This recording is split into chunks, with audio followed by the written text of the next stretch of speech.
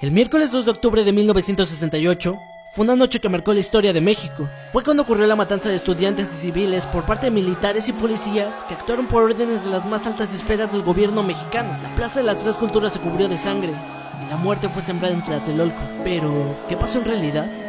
¿Cómo comenzó? Pues quédate hasta el final que te lo contaré todo. Esto es la masacre de Tlatelolco en 7 minutos.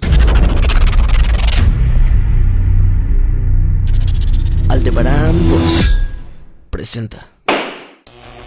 El presidente en turno durante este acontecimiento era Gustavo Díaz Ordaz, un ultraconservador que temía supuestamente por la ideología liberal que se estaba viviendo en diversos contextos cercanos al país. Debemos recordar que para estas fechas el gobierno controlaba absolutamente todo. Básicamente, éramos un país gobernado por un solo y único partido. Los presidentes eran electos por dedazo en el Partido Revolución Institucional. Pero regresemos un poco el tiempo para entender el contexto. Julio del 68. Las mujeres ahora podían votar, gracias al anterior presidente Adolfo López Mateos. Y es cierto que el liberalismo se estaba dando en México. A pocos meses de las Olimpiadas, ocurrió un pleito durante un juego entre estudiantes del Instituto Politécnico Nacional y la Universidad Autónoma de México. La Policía Federal entró al UNAM a intervenir, violando completamente la autonomía de la escuela. Debido a esto, comenzaron manifestaciones en contra de la represión del gobierno, y a poco tiempo comenzaron manifestaciones por parte de estudiantes de la UNAM y el Politécnico, aunque con el paso del tiempo se iban uniendo cada vez más y más personas. Ante esto, se formó el Consejo Nacional de Huelga para coordinar protestas de estudiantes y académicos. El 18 de septiembre, el gobierno dio la orden para que militares patrullaran en las calles de la ciudad y ayudaran a policías a controlar las manifestaciones, las cuales estaban en contra del autoritarismo y cada vez eran más y más grandes, apoyadas por más y más gente, estudiantes, maestros, padres, trabajadores, entre muchos otros. El presidente Gustavo Díaz Ordaz había dado la orden para acabar con la fuerza del movimiento estudiantil, y el 2 de octubre, el Consejo Nacional de Huelga convocó un mitin en la Plaza de las Tres Culturas. A las 5 de la tarde comenzaron los oradores a hablar desde el edificio Chihuahua que daba hacia la explanada. El objetivo del mitin era dar a conocer un pliego petitorio de 6 puntos al gobierno de Díaz Ordaz, que veremos más adelante. Al finalizar, los estudiantes querían partir hacia las instalaciones del Politécnico en el casco de Santo Tomás, pero no tenían en mente lo que estaba por pasar. A las 6:10 de la tarde, apareció un helicóptero y comenzó a volar en círculos sobre la plaza, y desde él cayeron 3 luces de bengala para señalar un lugar de ataque. Desde lo alto de los edificios se escuchó un disparo, y los miembros del ejército repelieron la agresión disparando en contra de la multitud hacia todas partes. Batallones de soldados armados, acompañados con tanques y carros blindados, dispararon contra la multitud pacífica que participaba en el mitin convocado por los estudiantes. El resultado: decenas de muertos, cientos de heridos y miles de detenidos. Lo más asombroso es que los estudiantes no huían, sino que hacían frente y fuerza de resistencia. Sin embargo, ante el intercambio de fuego, la multitud se comenzó a dispersar y varias personas buscaron refugiarse en alguno de los edificios que rodeaban la plaza. En las horas siguientes al inicio de la masacre, los agentes militares y policíacos realizaron cateos y detenciones ilegales de manifestaciones dentro de varios de los departamentos de Tlatelolco, y con el tiempo se reveló que quienes habían iniciado los disparos el 2 de octubre fueron miembros del Batallón Olimpia, un grupo de agentes del gobierno federal. Ay, es lo más tremendo de mi vida.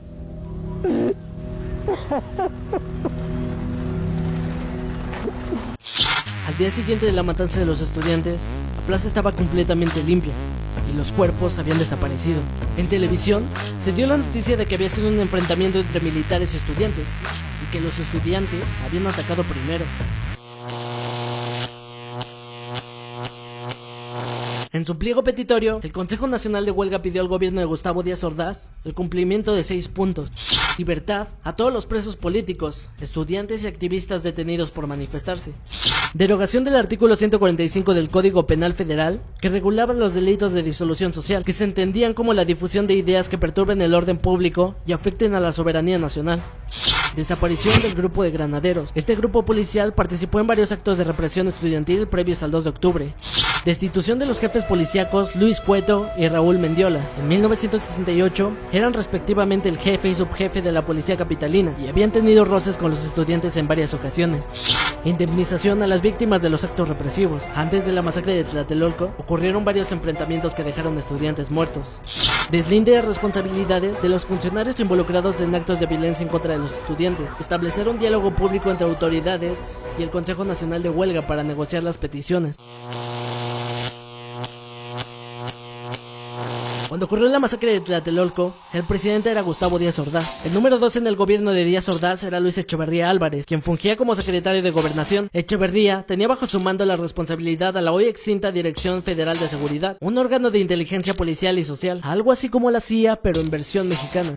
En 2016, un magistrado federal emitió una resolución en la cual se responsabiliza a Luis Echeverría por ser el concebidor y preparador de la matanza de Tlatelolco en el 68. Por ello, Echeverría fue sentenciado a prisión domiciliaria en el 2006 por genocidio, aunque en el 2009 un tribunal federal lo absolvió de dichos cargos.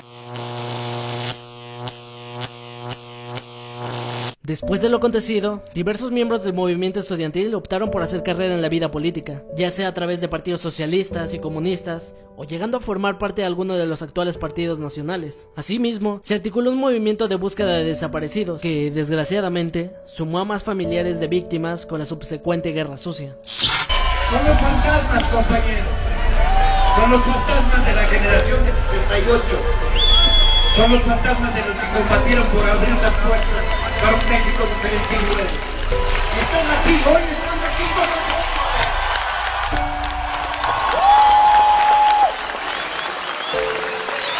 Ustedes son los que nos han gobernado.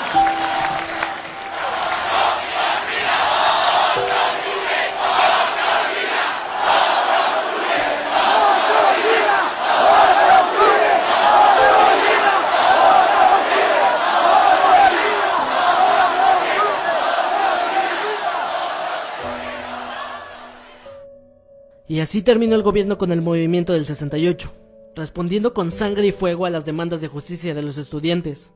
Pero la matanza de Tlatelolco marcó un antes y un después en la historia de México. A pesar de los intentos del Estado por distorsionar los hechos y borrar los recuerdos, la memoria histórica se impuso. Y hoy, todos saben que el gobierno autoritario del PRI, encabezado por Díaz Ordaz, nunca dialogó. En cambio, reprimió y masacró a los estudiantes.